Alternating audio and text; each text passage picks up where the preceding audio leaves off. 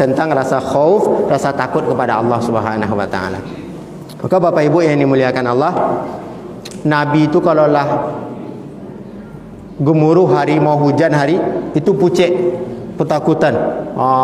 Rasa takutnya akan kemurkaannya Allah Subhanahu wa taala. Kalau awak senang hati kan, nak hujan nak poti lah santai sampeang kalau lomaknya jadi orang yang tak terlalu kenal dengan Allah tu kan, santai sampeang. Tapi elok ya kalau Abu Hasan As-Sazili mengatakan itu orang yang tahu syukur, punya harapan yang besar, berhusnuzon kepada Allah Subhanahu wa taala. Maka hadirin yang dimuliakan Allah, Abu Hasan As-Sazili itu dia berdoa, ya Allah, jadikanlah keburukan orang yang Engkau cintai, dan jangan jadikan kebaikanku kebaikan orang yang Engkau benci. Nabi Adam tu buat kesalahan, tapi thumma jatabahu rabbuhu fataba alaihi wahada. Buat kesalahan, tapi setelah kesalahan itu dipilih oleh Allah menjadi nabinya Allah Subhanahu wa taala. Maka kita berharap kepada Allah, kalaupun kita tergelincir dengan dosa dan kesalahan, jadikanlah dosa dan kesalahan kita sebagaimana orang-orang yang dicintai oleh Allah. Dia berbuat salah tapi tetap saja dimaafkan oleh Allah. Dia berbuat kesalahan tapi tetap saja diberi petunjuk oleh Allah Subhanahu wa taala. Fatalaqqa Adamu min rabbih kalimatin fataba alaihi. Jadi Nabi Adam tu buat kesalahan, tapi lah disiapkan Allah. Ikut cara taubatnya besok, abang ikut caranya, ikut besok untuk lah dia bagi Allah SK-nya untuk berubah, untuk taubat itu. Jadi kita berharap seperti itu. Jangan sampai kita berbuat kebaikan, tapi kebaikan kita kebaikannya orang yang dibenci oleh Allah. Nabi Musa itu siapa yang merawatnya, Pak? Firaun laknatullah alaih. Jadi yang merawat, yang mengasuh Nabi Musa itu Firaun. Tapi Firaun tak dapat barokahnya merawat Nabi, justru menjadi orang yang celaka di sisi Allah Subhanahu wa taala.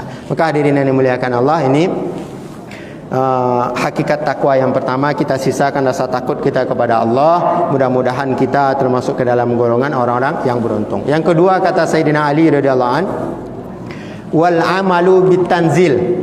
Orang yang beramal dengan Al-Qur'an. Orang yang beramal dengan konsep Al-Quran, mengikuti ajaran daripada Al-Quran. Jadi kadang lain awak donga masalah iko, lain kadang ustaz atau mubalik yang menyampaikan, ustaz lah menyampaikan, ayo kita kembali kepada Al-Quran. Lain kembali kita kepada Al-Quran. Topik yang disampaikan itu kembali kepada Al-Quran. Tapi because setelah kalimat itu yang kurang topiknya. Kembali kita kepada Al-Quran, kembali kepada kita sunnah, jauhi bid'ah, itu topik sadunya. Tapi bekok kalimat sesudah itu, mana yang mengamalkan Al-Quran itu? Kelompok kami. Itu yang keliru. Kelompok kami, kau telah kelompok yang berdasarkan Al-Quran dan As-Sunnah. Yang lain daripada itu dolalah semuanya. Itu yang keliru. Karena lewat tengok di di YouTube, di internet, kembali kepada Al-Quran, kembali kepada Al-Quran, ajak umat ni kembali kepada topik kata-kata itu. Tapi setelah itu mana yang kembali kepada Al-Quran? Kelompok awak iko. Dan selain daripada kita ni dolalah semuanya, sesat semuanya, itu yang keliru. Maka hadirin yang dimuliakan Allah, kalau Gus Baha beliau menyampaikan, kalau lain yang macam itu katanya, apa dia sampaikan, abang melah yang balik ke Al-Quran tu, abang lah jauh ambil poinnya katanya. Dan kami sabang ajak lah, kami di dalamnya, Jadi awak kan berarti kalau di dalam rumah diajak kembali pulang ke rumah, balik ke rumah. Ngapa lo kembali? Abang yang di luar rumah balik masuk rumah, dan awak di dalam rumah, ya alhamdulillah.